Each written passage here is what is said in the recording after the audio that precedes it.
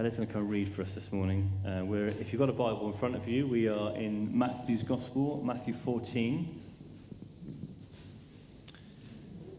Thank you. So the reading is from Matthew 14, starting at verse 13 and finishing at 33. Jesus feeds the 5,000. When Jesus heard what had happened, he withdrew by boat privately to a solitary place. Hearing of this, the crowds followed him on foot from the towns. When Jesus landed and saw a large crowd, he had compassion on them and healed their sick.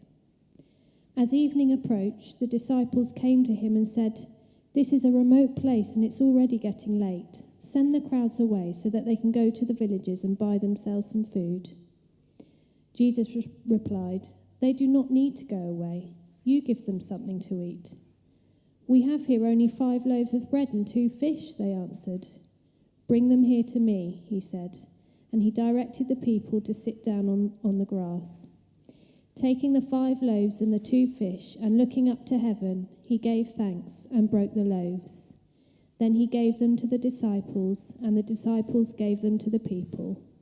They all ate and were satisfied, and the disciples picked up 12 basketfuls of broken pieces that were left over.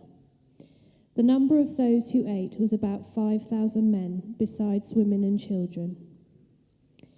Immediately, Jesus made the disciples get into the boat and go on ahead of him to the other side, while he dismissed the crowd. After he had dismissed them, he went up on a mountainside by himself to pray.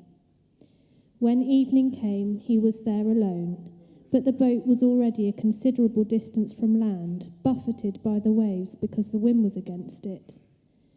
During the 4th watch of the night, Jesus went out to them, walking on the lake. When the disciples saw him walking on the lake, they were terrified. "It's a ghost," they said, and cried out in fear. But Jesus immediately said to them, "Take courage, it is I. Don't be afraid." "Lord, if it's you," Peter replied, "tell me to come to you on the water." "Come," he said. Then Peter got down out of the boat, walked on the water, and came towards Jesus. But when he saw the wind, he was afraid, and beginning to sink, cried out, "Lord, save me!" Immediately Jesus reached out his hand and caught him. "You of little faith," he said, "why did you doubt?" And when they climbed into the boat, the wind died down. Then those who were in the boat worshipped him, saying, "Truly, you are the Son of God."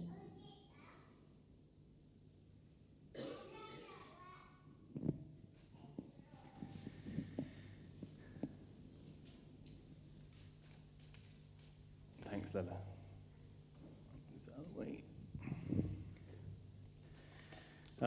It's always slightly disconcerting having one of these slightly fancy microphones on my head. A few years ago, when I was part of another church, we did a charity event, and me and some other people formed a boy band. I know I looked like I was in a boy band once. I realised that, lost some of my looks. But it's bringing back slightly traumatic memories of kind of doing kind of weird kind of boy band type dances. So if I break into a dance this morning, I apologise in advance. Hello, Emma. How you doing? Good. Now, anyway, this morning, I wonder if anyone here has ever attempted to paint a masterpiece. Any artists in the room? No? Or maybe, as in my case, yeah, a couple? Copy one with Mike's paint school down there. That's brilliant, Pauline, yeah. We had some fun pictures. I can imagine. I've seen some of them, yeah. I mean, maybe you're like me. You've done a paint by numbers before and thought we're quite proud of yourself, yeah? You painted the Mona Lisa, the original. Well, Peter, there we go then. So, didn't think you were old enough. As you'll know, an artist will sometimes take moments when they put down their paintbrush and they take a step away from the painting in order to gain a fresh look, a fresh perspective and some fresh inspiration. They don't always work closely, do they? Sometimes they take a step back to look at what it is that they are creating. And that's similarly during a football match. Those of us that like football, for an analogy and for you too, sometimes the manager will be sat in the dugout by the side of the pitch, quite close to the game, but occasionally they will take a step back and go and sit in the stands at the top in order to look at the match and look at their team and the formation and tactics from a slightly different perspective. Maybe though, you've been for a walk and you've been walking along a path and you've decided to reposition yourself, to climb to a higher vantage point, to clamber up some rocks. Maybe you've climbed a hill to look over the tree line. There may well be occasions when we've left the path we've been walking on in order to gain a better view or a new and grander perspective or vista before returning to the journey. Yeah, we've done that sometimes. Maybe we've not clambered over rocks, maybe we've walked up a hill. We'll go with that one. Sometimes we need to take a step back or a step away or to reposition ourselves in order to see something in its fullness, to really appreciate and reconnect with what is right in front of us that sometimes we may miss when we're too close to it. Now, if you've been around the last few weeks, you'll know that we've begun a series on looking at how we both seek as well as become carriers of the presence of God. And we've been doing this by looking, and we're going to do this, so we're looking at three particular themes. The first is prayer, the next is hospitality, and then the next is faith in action.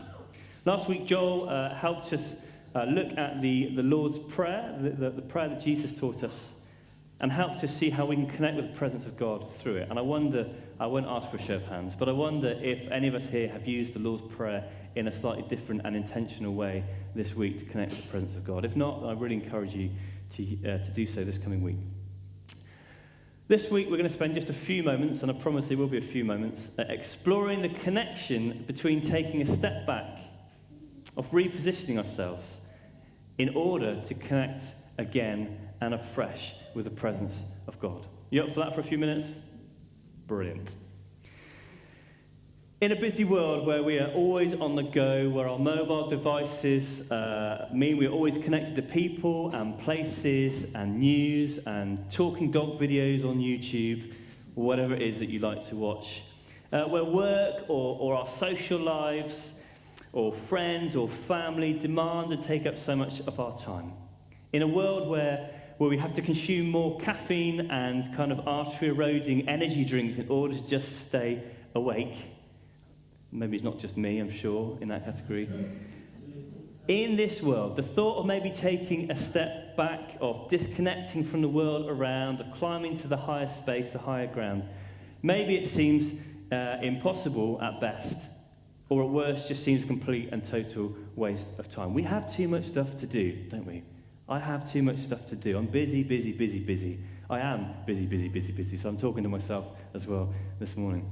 And yet, when we read the Gospels, the narrative of Jesus, in whom we're trying to be apprentices of, we see something. We see that he would often and regularly take a step back. He would climb a mountainside on his own. He would withdraw from the crowd. And why did he do this? Well, I would suggest it's not because he was an introvert. That's why I tend to disconnect from the world, because I don't like people very much. Apart from you guys in this room, who I love to pieces. It's been nice knowing you. Jesus didn't disconnect from the world because he was an introvert, but rather because he wanted to spend time reconnecting with the presence of God, reconnecting with his Father in heaven in prayer. Yeah?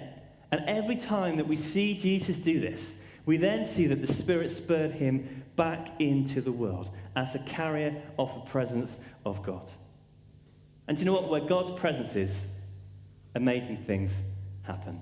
Yeah? Where God's presence is, amazing things happen.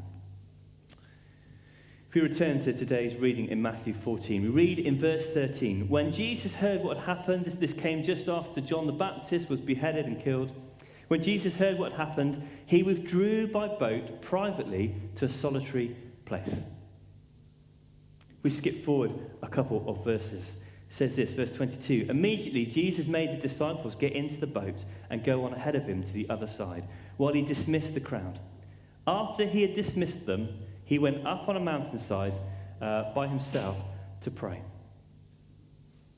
In both cases, Jesus withdrew from the crowd. He took a step back and he spent time in the presence of God. He intentionally sought out some quiet and some stillness. Not to have a nap, although that's okay if that happens, but to reconnect with the Father. Now, I mean, Jesus was pretty busy, right? He was pretty busy doing miracles and wandering around, and yet he always made space and time. As apprentices of Jesus, are we intentionally, even in the busyness of our lives, creating space and time to just dwell and be in the presence of God? See, what happens after Jesus withdrew and spent time in God's presence was that he reconnected with the world again. He stepped back in order to step out. Yeah? He stepped back in order to step out. And as he stepped out, he carried that presence that he had just been seeking with him. And as he did so, amazing things happened.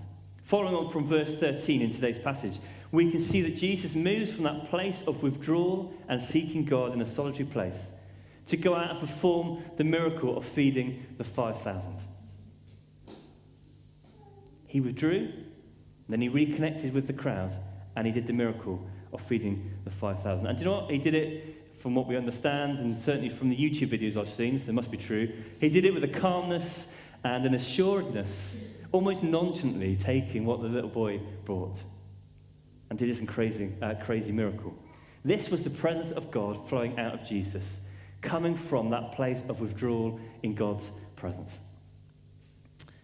Following on from this, Jesus again retreats up the mountainside. We just read that in verse 22 there. After this moment, he sent the disciples on ahead of him in a boat, and as they set out, of course, a storm comes. He sent them off, and of course, they went out, and a storm came. And what did the disciples do? Well, of course, they panicked, as we do when we're in a boat in a storm. And yet, what did Jesus do? He'd just been spending time in God's presence. He calmly walked on the water and rescued them. Amazing things happened when Jesus had spent time in the presence of God and then moved out into the world, even as the storms raged. Wouldn't it be great for us, if we were in a storm this morning, to know that when we spend time with God in his presence, we can then step back into that storm, but see it and feel it and experience it in a completely different way. I'm not suggesting you're going to walk on water this afternoon, but I am suggesting that God's presence in you can make things seem different. Now, these aren't two isolated incidents. In fact, we see this pattern repeated over and over again. Here's some more verses, if you don't believe me. Mark 1:35 says, very early in the morning, while it was still dark, Jesus got up, he left the house, and he went off to a solitary place where he prayed. After this particular occasion, Mark goes on to write that Jesus immediately led the disciples off to nearby villages where they preached the good news, drove out demons, and healed people. Again, that's a pretty cool thing to happen, having just spent a bit of time in God's presence. Luke 5:16 says, Jesus often withdrew to lonely places and prayed. And Luke 6:12 says, one of those days, Jesus went out to a mountainside to pray and spent the night praying to God. Spent the night praying to God. Luke 6 goes on to describe Jesus returning from this particular moment out to engage with the crowd around him. And in that crowd, people were trying to grab him, trying to grab his tunic, because they just felt this presence, this power flowing out of him. And as they grabbed him, as they touched him, as they were in the presence of Jesus, who had just spent time in the presence of his Father, people were healed. Sicknesses and diseases disappeared. Each time Jesus withdrew to seek the presence of God, he then stepped out, carrying that presence with him, and amazing things happened. Wouldn't we love to be a church that took a step back to spend time in the presence of the Father, to then step back out again into the spaces we inhabit and see amazing things happen? Wouldn't it be amazing to spend time with God and then get on the bus and have an incredible encounter with somebody and share the love of Jesus? Wouldn't it be amazing to do that with your family or at school or wherever it is that you spend your time? You see, we as apprentices of Jesus need to learn to imitate this practice as an important and intentional spiritual discipline. And we don't like the word discipline, maybe, but it's important. We train ourselves to do this thing. Now I'm going to put my hand up and say that despite what I said earlier, being an introvert and liking to retreat from people, I'm still learning how to do this withdrawal thing, this seeking God's presence thing. You see, I love my own space and my own time, but I have one of those minds that gets very easily distracted. I don't know about you, but I sit there to spend some time with God, and I hold my hands out, and then I'm thinking about the football, or I'm thinking about how hungry I am, or I'm thinking about how I want to throttle my child, whatever it might be, in love, obviously. But I'm increasingly recognizing that we can only pour out what we have first had poured in. We can only give out what God has first put in. If I give out more than I put back, what's going to happen? I'm going to dry out very quickly. I'll be no use to anyone. If we can understand this, as well as recognizing the amazing things that happen when we spend time out in God's presence, I wonder if we would take this practice of retreat, of withdrawal, of stepping back, that much more importantly and seriously. If I could see that when I step back and I step back into the world again, God's going to do amazing things with me. And if I knew that I needed to be topped up regularly, surely I would want to prioritize making time and space to do that. Now, just a caveat here, I'm not suggesting that we may always see the level of miraculous things that Jesus did. We may not walk on water, we may not, see demons released necessarily, although we might do. But I believe that as we step back before stepping out, we are prepared for the battles that we face. We can step into that storm and find peace. We may well see healings. We may well experience amazing provision. We may well see unexpected answers to prayer. And we may well, and we will do, see broken lives put back together again. Because spending time in God's presence will always, always, always prepare us for what is next. Yeah? Spending time in God's presence will always prepare us for what is to come. Be it right this moment, tomorrow, next week, next month, next year, 20 years in the future. Now, this practice of retreat before advancing didn't just start with Jesus. We actually see it as a blueprint laid out for us right at the start of creation. If you go right to the start of the Bible, Genesis 1 and 2, right at the start, we read about the creation account, don't we? Genesis 1 and 2, the creation account, God created the heavens and the earth.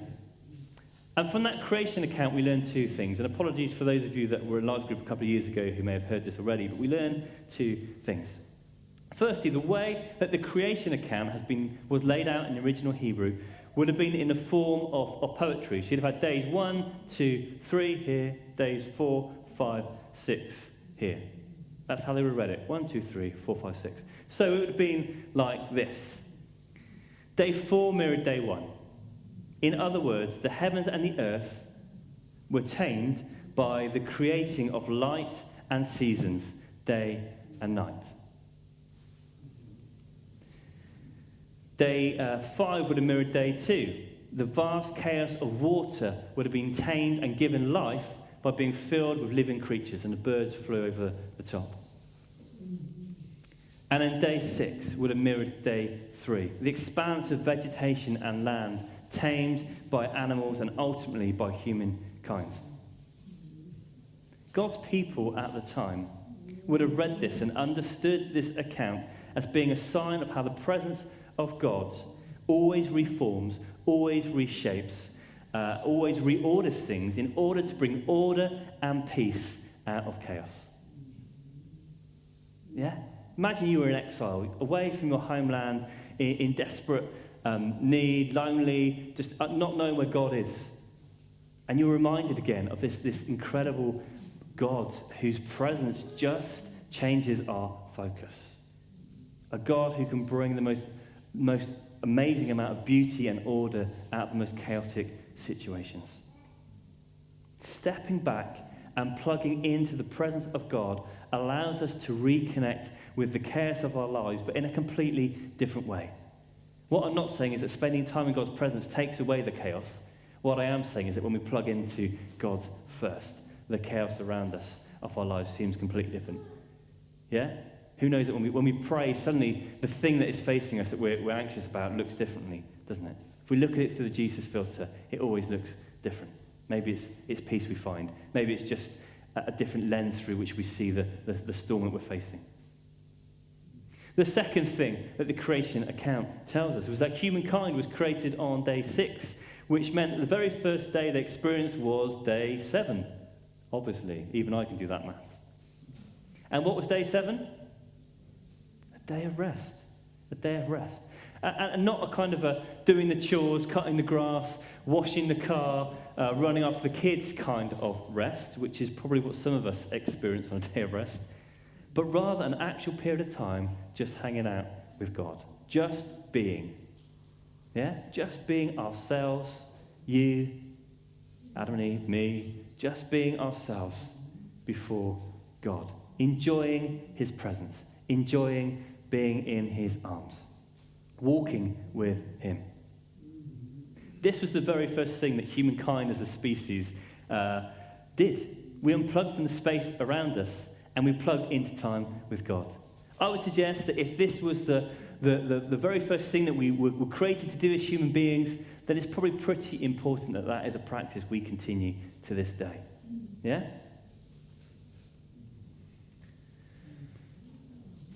This is where we get the word Sabbath from. This idea of time out with God. And we know from Scripture that God's people are told to place a high priority on the Sabbath. They honour the Sabbath.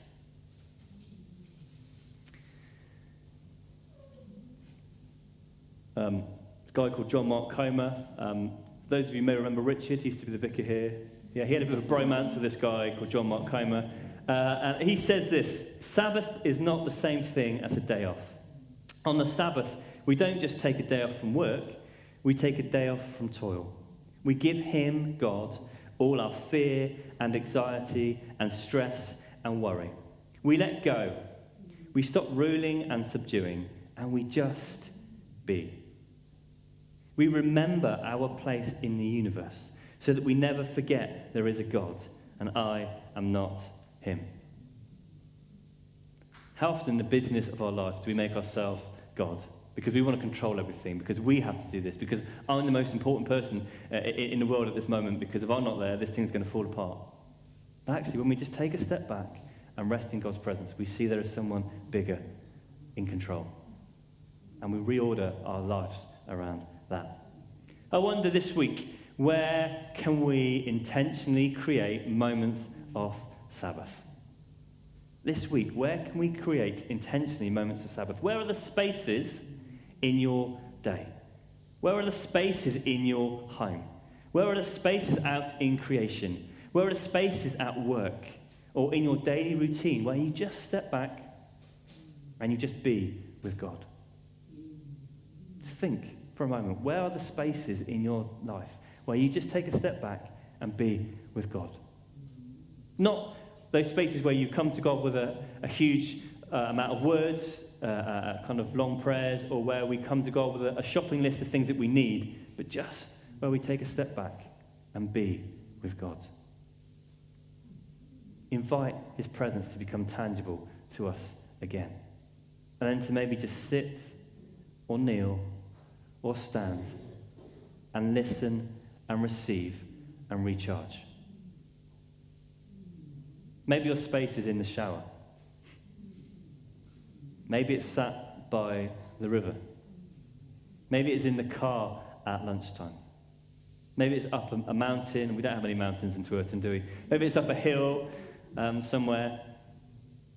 Maybe it's on the walk to the pub. Or maybe it's in the garden by the fire pit when the kids are in bed. That's one of my spaces. Wherever it is this week, intentionally use that space, that physical space, that place, to reconnect again with the presence of God. Make it part of your daily routine. No excuses. EastEnders can go off. It's fine. God would love to spend that time with you. Or, Netflix, whatever it is that you do with your life. I'm not judging people that watch EastEnders.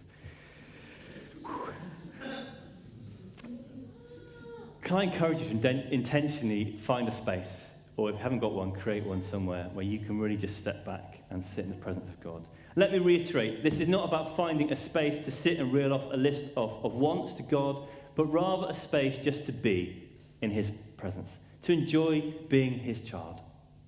Maybe in that moment you just want to simply hold out your hands.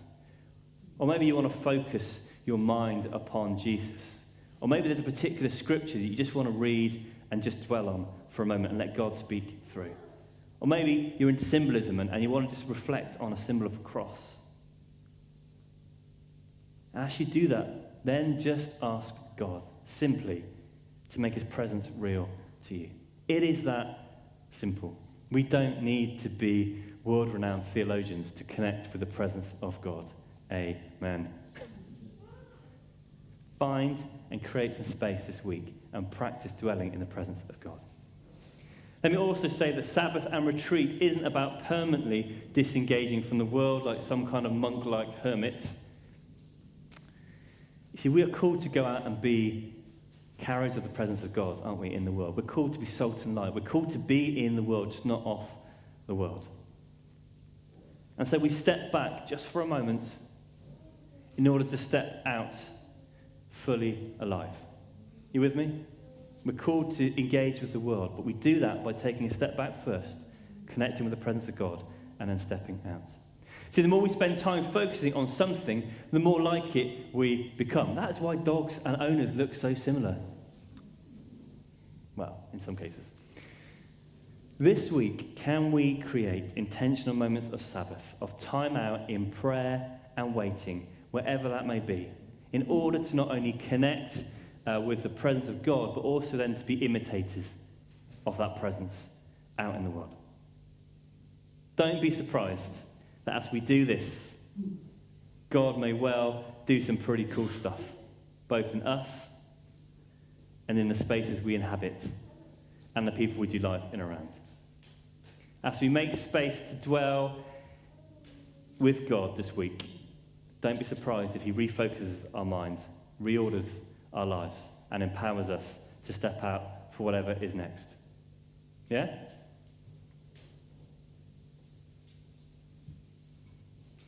Don't be surprised this week if you create those moments of Sabbath that God may well do something crazy in your life in a good way.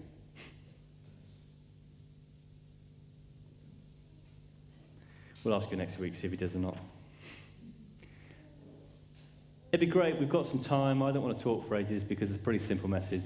Step back, spend time with God, and then step back out into the world as carriers of his presence. It'd be great if we could just practice this for a few moments. Is that all right?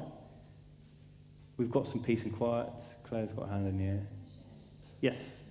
Yeah. Do you want to come up? Yeah.